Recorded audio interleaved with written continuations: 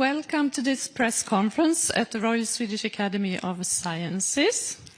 Välkommen till den här presskonferensen på Kungliga Vetenskapsakademin. I'm here to tell you that we are on time. So the Secretary General, together with 2 members of the Academy, will arrive within 15 minutes. Om 15 minuter så kommer vår ständiga sekreterare Hans Ellegren tillsammans med 2 stycken medlemmar av kommittén. Tack.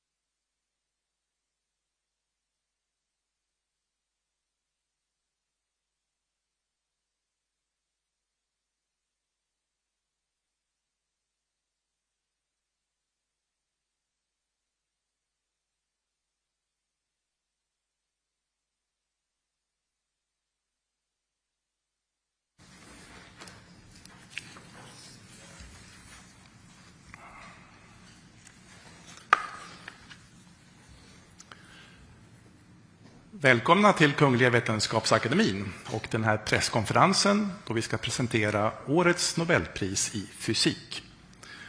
Welcome to the Royal Swedish Academy of Sciences and this press conference where we will present this year's Nobel Prize in Physics.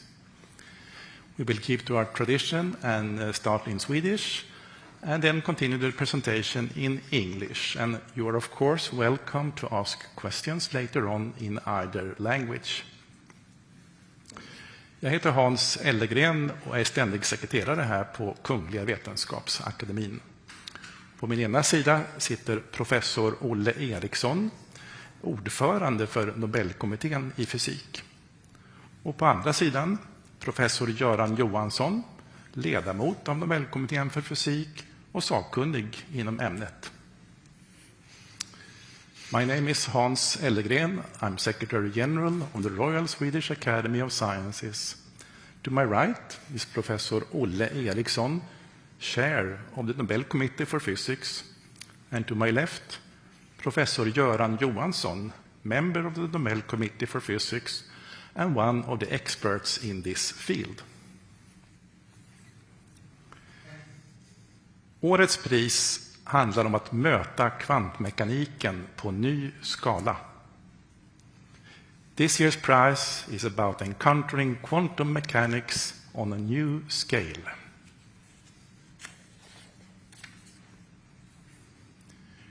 Kungliga Vetenskapsakademin har idag beslutat att utdela 2025 års Nobelpris i fysik till John Clark, University of California at Berkeley, USA, Michel Devoré, Yale University och University of California at Santa Barbara, USA, och John Martinis, University of California, Santa Barbara, USA, för upptäckten av makroskopisk kvantmekanisk tunnling och energikvantisering i en elektrisk krets.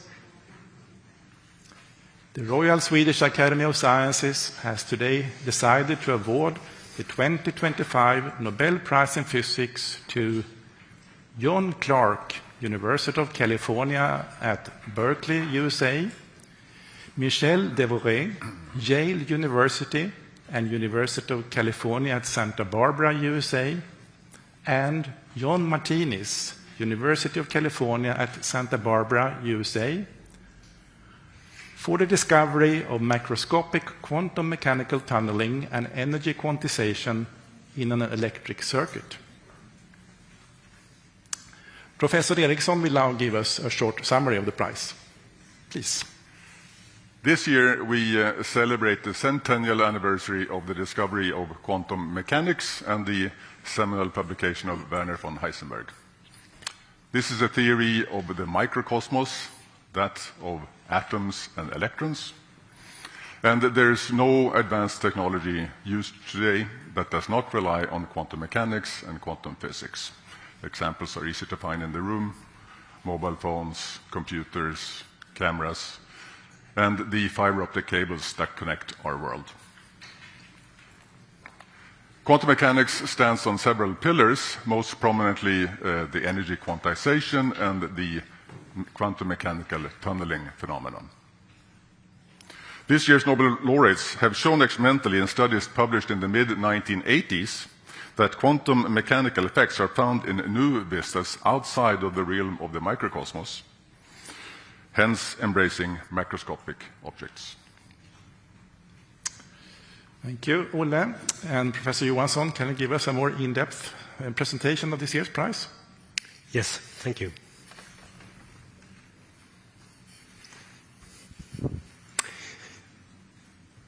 So, this year's prize is about quantum mechanical tunneling. This is a quantum mechanical effect that was discovered soon after Erwin Schrödinger published his famous wave equation in 1926, almost exactly 100 years ago. Soon after it was published, solutions were discovered where a particle could penetrate a classically impenetrable barrier. So to the left here, you see that exemplified by a wall, and the little boy throwing a classical ball onto the wall. It always bounces back. However, quantum mechanical particles can sometimes appear on the other side of this classically impenetrable wall, and it is as if it dug a small tunnel through the barrier. Hence the name. Soon after tunneling was discovered, it was also discovered that it's not only an astonishing theoretical prediction, it also has practical implications in the subatomic world.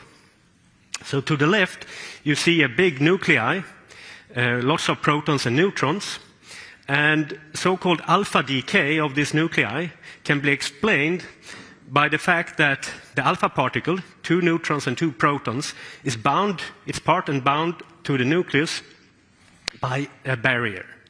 And classically, it would never ever leave the nucleus. However, due to quantum mechanical tunneling, it can appear outside of the nucleus, and thus you have radioactive decay. And the fact that it's quantum mechanical tells that it's a completely random process. And also by calculating the width and the height of the barrier, you can calculate the average waiting time for this decay or the half-life. So, we understand that quantum mechanical tunneling is important in the subatomic world. However, can we observe larger systems that tunnel? This was a question raised by Nobel laureate Anthony Leggett in 1978.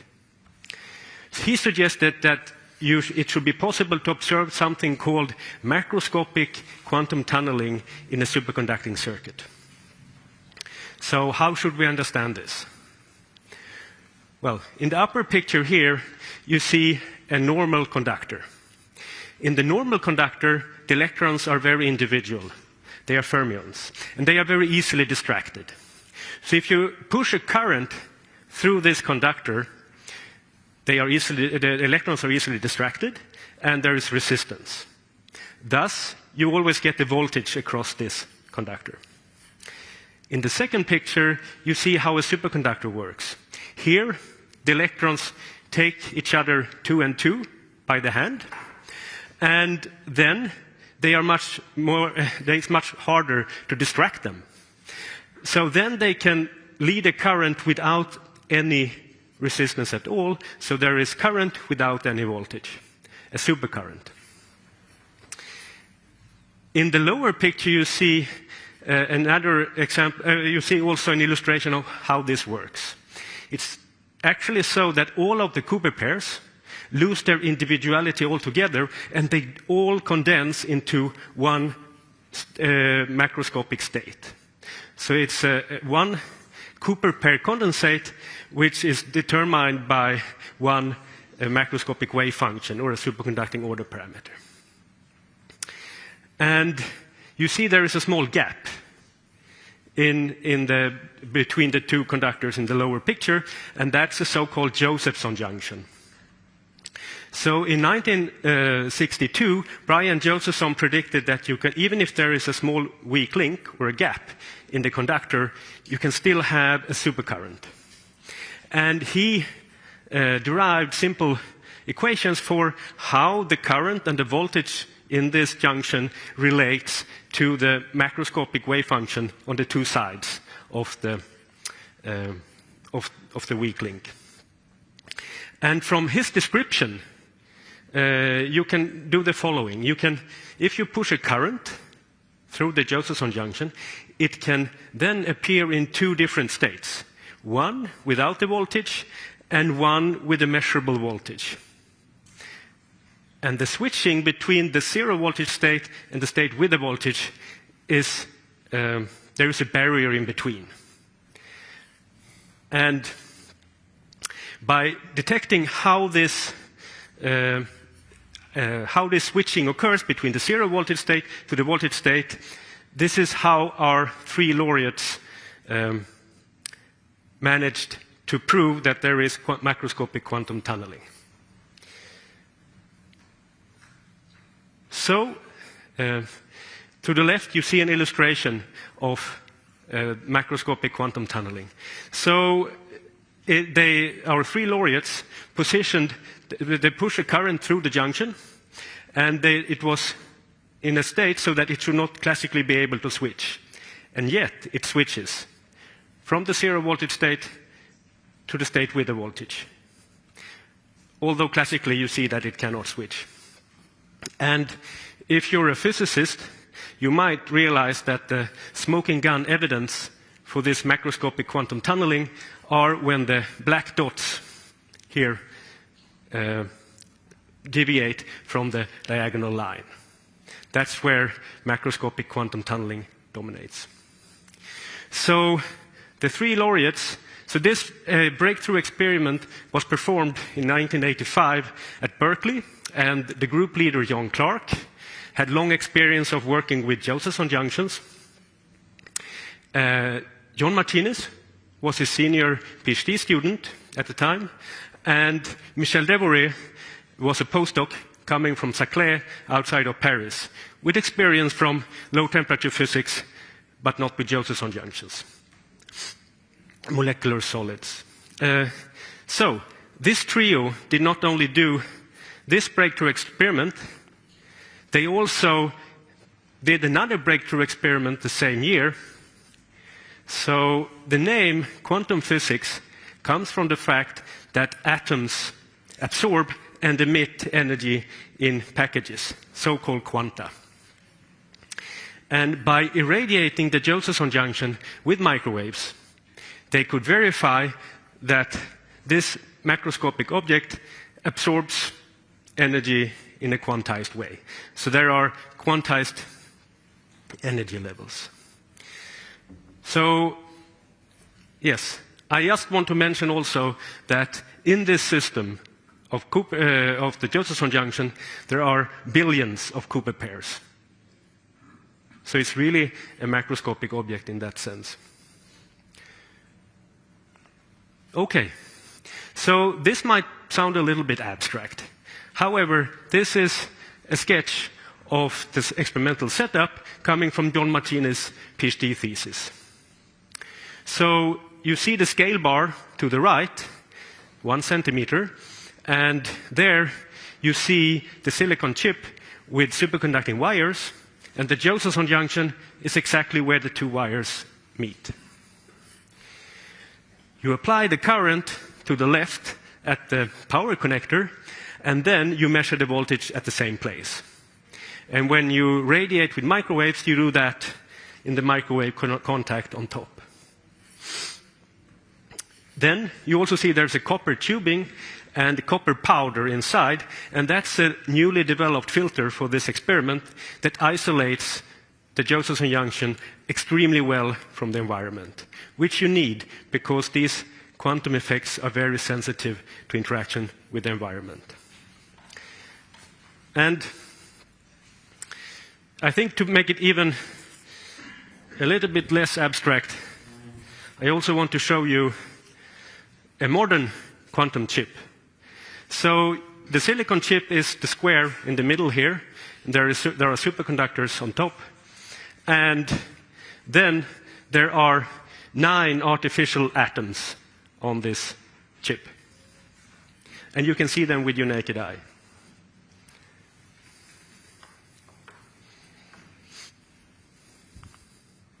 So, the 3 laureates has established, so the picture illustrates how they have taken quantum tunneling and quantum physics from the subatomic world onto electric chip. So now we had 40 years of lots of groups in the world exploring quantum physics on a chip, engineering artificial atoms, exploring quantum physics in regimes which are hard to get to with natural atoms, because you can engineer these artificial atoms. You can also couple the superconducting atoms to mechanical oscillators, and then you probe quantum properties of mechanical oscillators. And you may also have heard that this is one of the platforms where you can develop a quantum computer. Thank you.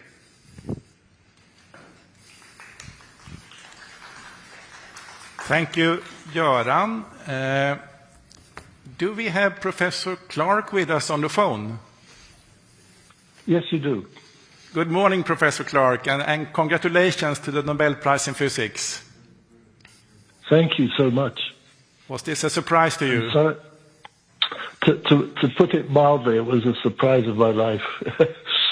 And I'm very sorry my two colleagues are not with us. But... I'm sitting here in this beautiful session hall of the Royal Swedish Academy of Sciences at the press conference with many interested journalists here, both from the national and the international press. Are you ready to take some questions from them? Yes. SVT? I have to congratulate you on the award, of course. My first thought was that it's quite mind-boggling, your discoveries. I was wondering, did it occur to you at the time that that you managed to prove there is microscopic quantum tunneling, that it might be the grounds for a Nobel Prize in physics? I think that had not occurred to us in any way. Oh, pardon, I didn't get that. I think that it had not. We had not realized in any way that this might be the basis of a Nobel Prize. Do you remember the specific breakthrough and how what happened at the time? Well, Michel Devereux and John Martinez are brilliant people. I worked very closely with them for at least a year on this and other topics. And the first thing I would like to say is that this discovery would never have happened without the two of them.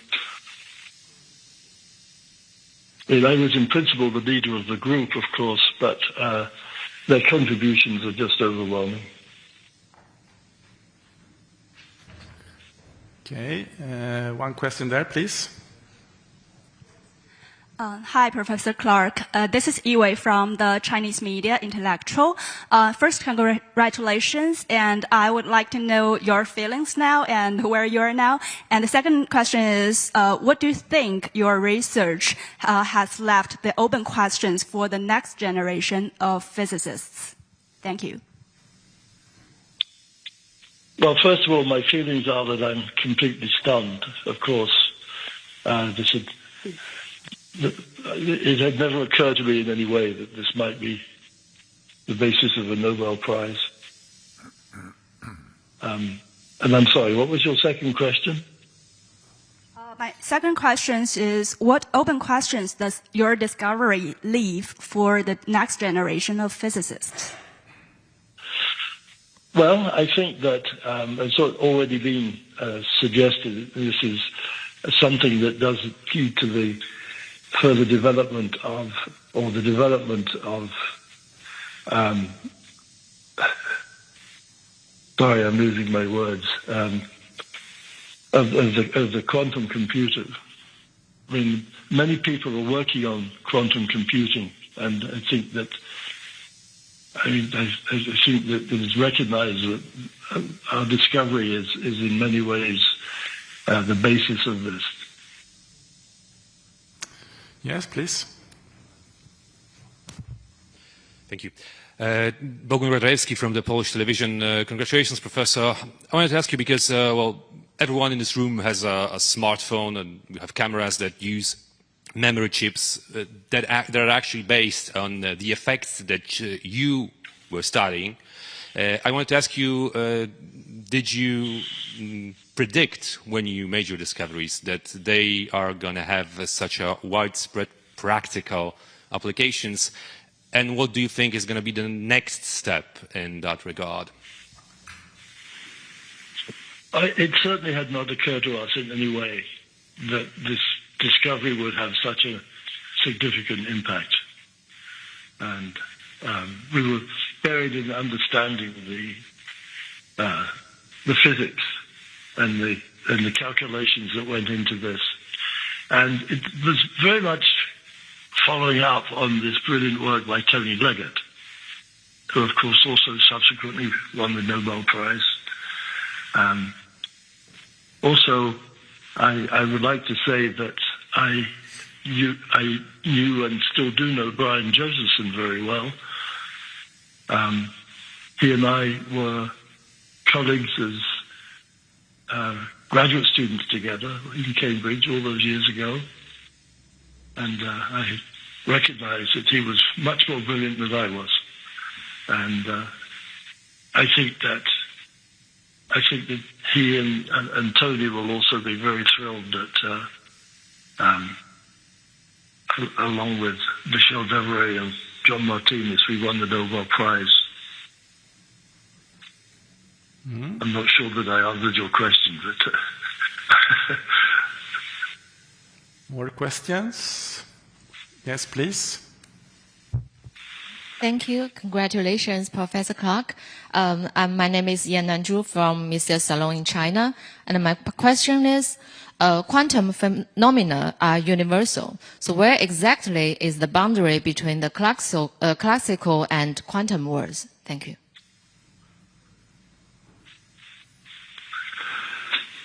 Well,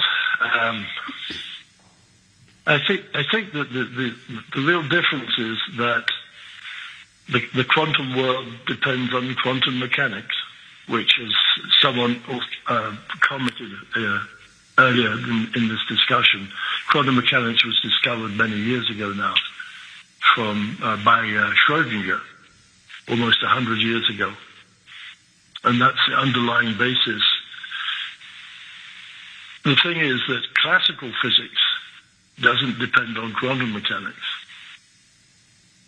But it's really this discovery by Schrödinger almost a century ago that is the sort of underlying basis of all of this work and of quantum mechanics. I'm Anneli Megner-Arn from Swedish TV4. Congratulations. I wonder what connections you see between the quantum computers and your discovery. Well, I think that our discovery in some ways is the basis of quantum computing. Exactly where all this fits in is not at this moment entirely clear to me, but I think that this is what it. Excuse me a second. I think that I think that the basis of quantum computing relies to quite an extent on our discovery, but our discovery, as I said, also depends on many other people like Brian Josephson and Tony Leggett.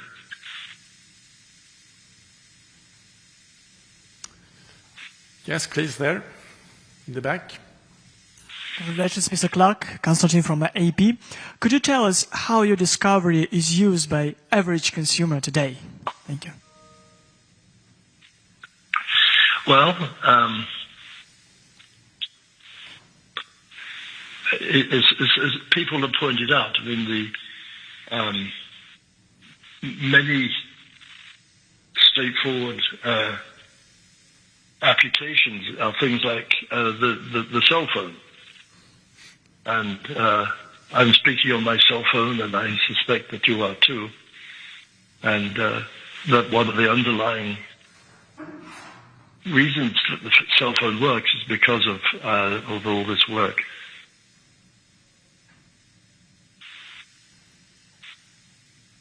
And of course other applications too, but I think that the most common one, I mean, almost everyone has a cell phone in the modern world. One last question. Congratulations. Professor Clark. I have one question. Is that I'm also an experimentalist, and now we say this superconducting qubits and the neutral atoms and trapped ions are both good candidates for supercomputing in the future. Which one you think is most strength in the future? Sorry, could you repeat those again, please? So my question is that for the moment we know that for superconducting qubits and neutral atoms, like cold atoms, and also ion trap, so they also show a very good candidate for the future superconductor. So which one do you think that is most appropriate for the future that we will use? I'm sorry, I don't quite understand that.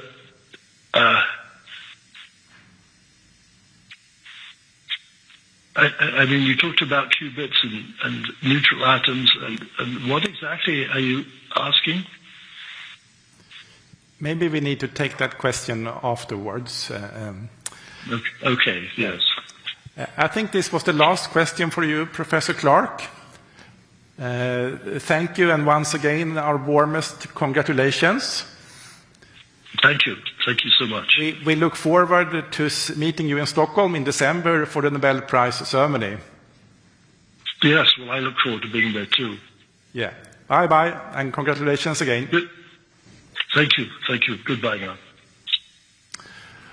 Okay, so let's move on to more questions about the physics prize and the research involved, or if you want to ask the committee something about their work. And again, you can ask either in English or in Swedish.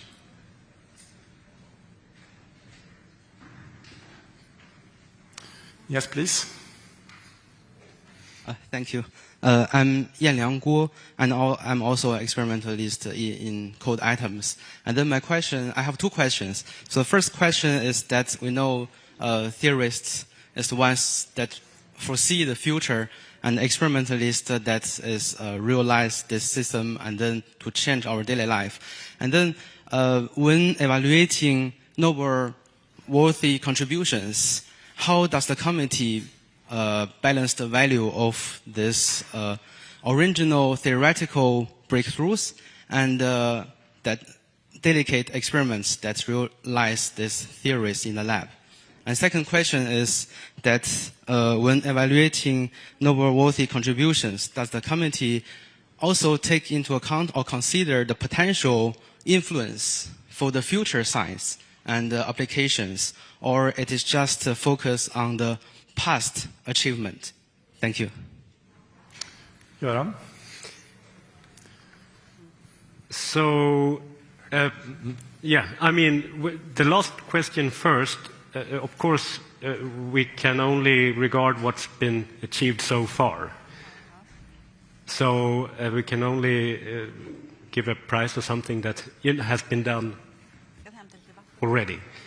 I mean, both deep theoretical insights are of course very important, but experimental discoveries are, I mean, lies at the heart of physics. So they are both extremely important.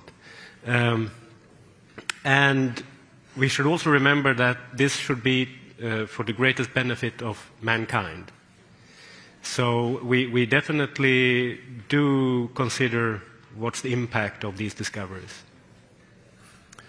Olle, do you want to add something? Yes, so as Professor Johansson says, the will of Alfred Nobel states for the betterment of mankind in the field of physics. And so this, of course, could be something that is very practical, but it could also be something that tells us where we are in cosmos, you know, anything on cosmology and black holes. And it's important, I think, to remember the quantum mechanics has basically three founding fathers. It's Heisenberg, Schrödinger, and Paul Dirac. And Paul Dirac was awarded the Nobel Prize in 1933. And he was asked at the award ceremony then by someone like you, what is the use of your discovery? And he says, I don't think there's any use of that at all.